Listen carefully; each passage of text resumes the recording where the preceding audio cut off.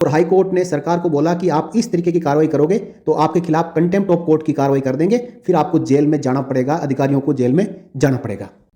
लेकिन बड़ा झटका लगा है अब रक्षा मंत्रालय के अधिकारियों को। अब वो दोबारा हाईकोर्ट में जाने के लिए 50 बार सोचेंगे।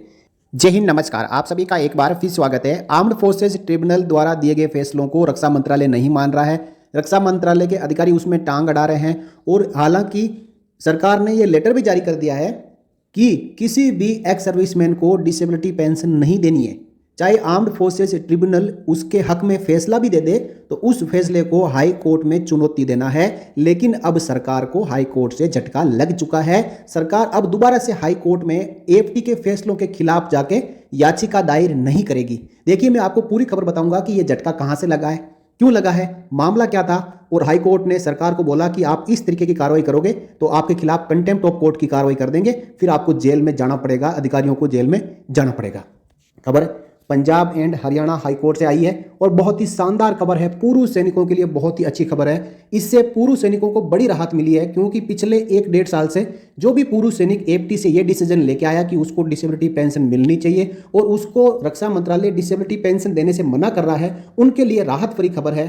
अब सरकार इस डिसेबिलिटी पेंशन के ऊपर जो लगातार नकारात्मक रवैया बना के चल रही है, उसके दिमाग में घंटी बज चुकी होगी कि न्यायालय एक ही होता है, चाहे आर्म्ड फोर्सेज ट्रिब्यूनल एएफटी हो, चाहे हाई कोर्ट हो, लोअर कोर्ट हो, सेशन कोर्ट हो या चाहे सुप्रीम कोर्ट हो, वहां पे न्याय के लिए ही लोग जाते हैं और न्याय के खिलाफ यदि अन्याय इन कोर्ट्स में होने लगा तो लोगों का विश्वास उठ जाएगा। इसलिए पूर्व सैनिकों के लिए शानदार खबर है। पूरी खबर को आप जरूर देखना, मैं आपको हर एक पहलू को यहाँ पे समझाऊंगा।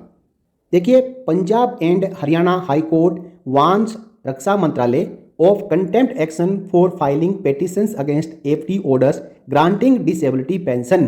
12 जनवरी 2024 की यह खबर है साथियों।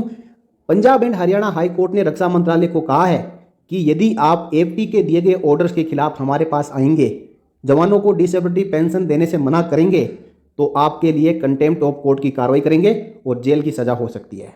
बहुत ही शानदार खबर है और इस खबर का इंतजार लाखों सैनिकों का था।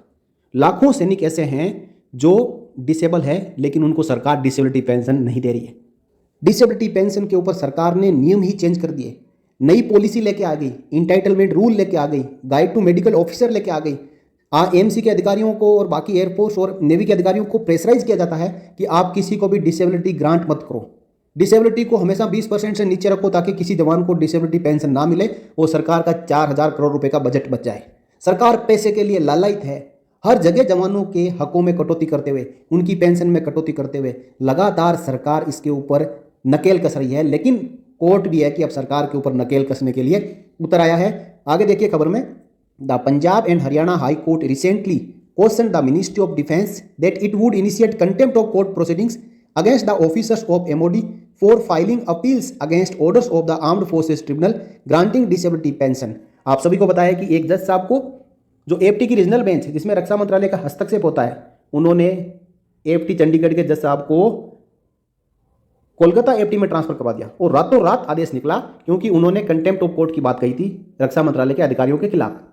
तो रक्षा मंत्रालय के अधीन ही एएफटी आती है।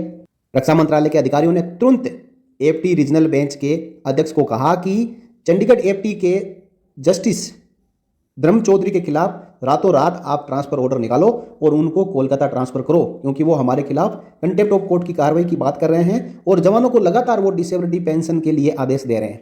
The division bench of acting chief justice Ritu Bahri and justice Aman Chaudhary took stern note of one such petition recently filed by the centre and asked why it should not impose cost of ₹10 lakh on the petitioners for filing a petition against grant of disability pension। एक जवान को disability pension का आदेश AFT ने दिया था, उसके खिलाफ रक्षा मंत्रालय के अधिकारी पहुंच गए Punjab and Haryana high court में, कहा कि हम जवान को डिसेबिलिटी पेंशन नहीं देना चाहते। इसके ऊपर जस्टिस रितु बारी एंड अमन चौधरी गुस्सा हो गए। उन्होंने कहा कि आपके ऊपर 10 लाख रुपए का जुर्माना क्यों ना लगाया जाए और आपको जेल में क्यों नहीं डाला जाए और आपके ऊपर कंटेम्प्ट ऑफ कोर्ट की कार्रवाई क्यों नहीं करी जाए, आप जवान को डिसेबिलिटी पेंशन क्यों नहीं देना चाहते हो। On the next date of hearing, learned arguing counsel for petitioners will assist as to why contempt proceeding may not be initiated against the department for filing of petitions against the orders passed by the armed forces tribunal granting disability pension। the court said। Court ने कहा है कि AFT ने आदेश दे दिया तो आपको क्या शक है, आपको डिसेबिलिटी पेंशन देनी ही पड़ेगी। आप डिसेबिलिटी पेंशन देने के खिलाफ हमारे पास क्यों आए, आपके ऊपर कंटेम्प्ट ऑफ कोर्ट की कार्रवाई क्यों नहीं की जाए। काफ़ी खिंचाई की रक्षा मंत्रालय के अधिकारियों की Punjab and Haryana high court की डिविजनल बेंच ने। It made the observation while noting that such petitions were being filed despite the issue regarding the disability pension having attained finality and Supreme Court's decision in Dharmveer Singh versus Union of India and Union of India versus Rajveer Singh। जिस disability pension के आदेशों के ऊपर रक्षा मंत्रालय आनाकानी कर रहा है, उन्हीं आदेशों के ऊपर पहले से ही सुप्रीम कोर्ट ऑफ इंडिया के आदेश आ चुके हैं और एफटी की जो चैन है वो हाई कोर्ट के जरिए सुप्रीम कोर्ट को ही जाती है। तो क्या सुप्रीम कोर्ट अपने ही दिए गए आदेशों के खिलाफ कोई आदेश पास कर सकेगा? नहीं। उन आदेशों को हाई कोर्ट भी मानने को बाध्य है और उन्हीं आदेशों के खिलाफ रक्षा मंत्रालय के अधिकारी बार बार हाई कोर्ट में ये एप्लीकेशंस लगा रहे हैं कि हम डिसेबिलिटी पेंशन जवानों को नहीं देना चाहते। लेकिन बड़ा झटका लगा है अब रक्षा मंत्रालय के अधिकारियों को। अब वो दोबारा हाई कोर्ट में जाने के लिए 50 बार सोचेंगे। In Dharamvir Singh case the top court had rule that for the purpose of determining a question whether the cause of disability or death resulting from disease is not attributable to service, it is immaterial whether the cause giving rise to the disability or death occurred in an area declared to be a field service or active service area or under normal peace condition। यानी कोई जवान जो 1 inch की अपनी कमी के बिना सेना में भर्ती होता है, हर तरीके के उसके अंगों को चेक किया जाता है, उसके शरीर को चेक किया जाता है, बिना कोई बीमारी होने के बाद में ही सेना में भर्ती होता है। उसके बाद यदि कोई बीमारी होती है तो वो सेना की वजह से ही होती है। वो अब एट्रीब्यूटेबल हो या ना हो, पीस में हो चाहे फील्ड में हो, लेकिन उसको डिसेबिलिटी पेंशन लागू है। परसेंटेज कम कर देंगे तो एफटी उसको राउंड ऑफ करके 20 और उसका राउंडिंग 50% करती है और आदेश देती है कि जवान जेसीओ और अधिकारियों को डिसेबिलिटी पेंशन दी जाए, लेकिन रक्षा मंत्रालय के अधिकारी है कि वो मानते नहीं है। Similarly the top court in Rajveer Singh case had rule that medical disability must be presumed to have been arisen in the course of services which must in the absence of any reason recorded by the medical board be presumed to have been attributable or aggravated by military service। यदि service के दौरान रहते हुए कोई disability होती है तो उसको रक्षा मंत्रालय को मानना ही पड़ेगा कि वो सेना के कारण ही हुई है, वो एट्रीब्यूटेबल हो या एग्रीवेटेड हो या फिर नहीं हो, लेकिन वो डिसेबिलिटी सेना के कारण ही हुई है, सेना में सर्विस के दौरान ही हुई है, डिसेबिलिटी पेंशन देनी पड़ेगी। ये सुप्रीम कोर्ट ने कहा है। The petition filed by the union government before the high court was adjourned to January 16 after the council representing the government submitted that additional Solicitor General Satyapal Jain who is to argue the case was not available। यानी अब इसमें सरकार ने बहानेबाजी की है कि जो additional solicitor general है वो केस में प्रेजेंट नहीं है, इसलिए इन्होंने 16 जनवरी की एक बार फिर से तारीख ली है। While granting the short accommodation the court said, इस दौरान कोर्ट ने कहा he will also assist as to why cost of rupees 10 lakh be not imposed upon the petitioner in this case। a senior officer from the concerned department shall remain present in court on the next date of hearing। यानी अगले hearing जो 16 जनवरी को होनी है उसमें Punjab and Haryana high court के जजों ने रक्षा मंत्रालय के उस अधिकारी को बुला लिया है जो आनाकानी करता है कि हम डिसेबिलिटी पेंशन नहीं देंगे। साथ ही साथ कहा कि आप लोगों के ऊपर, यानी जो पेटिशनर है, जो रक्षा मंत्रालय की ओर से पेटिशन फाइल की गई है, उनके ऊपर 10 लाख रुपए का जो फाइन है क्यों ना लगा जाए, ये भी 16 जनवरी को बताएं, क्योंकि आप एफटी के ऑर्डर के अगेंस्ट हमारे पास आए। Advocate Anita Baliyan represented the central government. The supreme court who had on previous occasions come down upon the MOD for filing appeals against grant of disability pensions.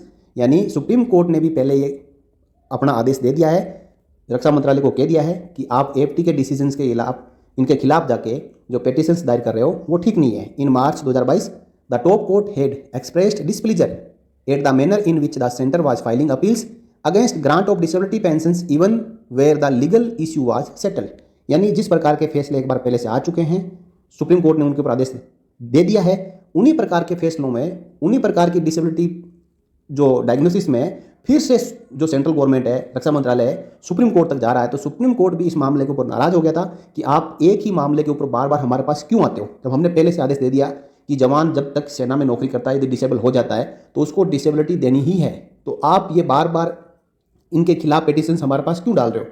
तो सुप्रीम कोर्ट नाराज, high court नाराज, FT नाराज और अब होगा जवानों का भला। तो ये थी खबर, इस फैसले का हम स्वागत करते हैं। 16 जनवरी 2024 को हम आशा करते हैं, लगभग 34 लाख डिफेंस पेंशनर्स की ओर से उम्मीद करते हैं, प्रार्थना करते हैं कि इस फैसले में Punjab and Haryana high court रक्षा मंत्रालय को ऐसा झटका दे कि आगे से जो भी रिव्यू पिटीशन हाई कोर्ट में एफटी के ऑर्डर्स के खिलाफ डाली जा रही है वो बंद हो जाए और एफटी ने जो कर दिया वही फाइनल हो जाए। क्योंकि एफटी को बनाया इसलिए था कि हर मामला हाई कोर्ट और सुप्रीम कोर्ट में ना डाला जाए। एफटी में जवानों, जेसीओ और अधिकारियों और पूर्व सैनिकों से जुड़ा हुआ मामला एफटी में ही दायर किया जाए। जब एफटी के जज आदेश दे देते हैं तो उनके खिलाफ फिर हाई कोर्ट में जाने का, हाई कोर्ट में अपील करने का सरकार का मतलब क्या रह जाता है। बहुत ही शानदार बातें कही हैं दोनों जजों ने मिलकर और एक बार फिर हम स्वागत करते हैं इस वीडियो में। विदा लेता हूं। इस वीडियो को आपका काम है कि ज़्यादा से ज़्यादा शेयर करना, हर एक उन पेंशनर तक पहुंचाना जो कि कहीं ना कहीं अपने अधिकार के लिए एफटी में लड़ रहे हैं और हाई कोर्ट में सरकार का सामना कर रहे हैं। बने रहिए चैनल के साथ, फिर मिलेंगे, तब तक के लिए जय हिंद।